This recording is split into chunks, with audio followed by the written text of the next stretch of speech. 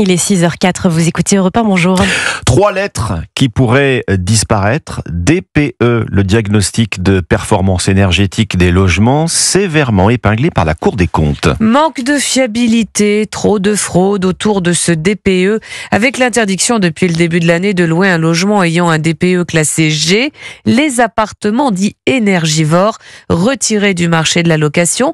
À l'image des ZFE pour les voitures, est-ce que le diagnostic énergétique risque de finir aux oubliettes, Christophe Bordet? Alors écoutez, ça s'annonce en réalité beaucoup plus complexe. Tout d'abord, il faudrait que la suppression du DPE transcende les groupes politiques à l'Assemblée nationale, comme ce fut le cas pour les zones à faible émission. Or, à ce jour, seul le Rassemblement national et les Républicains y semblent favorables. Pour la gauche et le Bloc central, pas question de revenir sur cette mesure phare de la loi climat et résilience.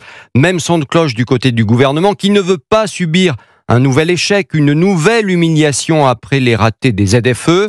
L'exécutif sous pression de l'écosystème mis en place, pêle-mêle le monde des diagnostiqueurs, aux alentours de 3000 emplois, les entreprises du bâtiment et de la rénovation énergétique, aujourd'hui sous perfusion des aides de l'État, grâce aux travaux nécessités par le DPE.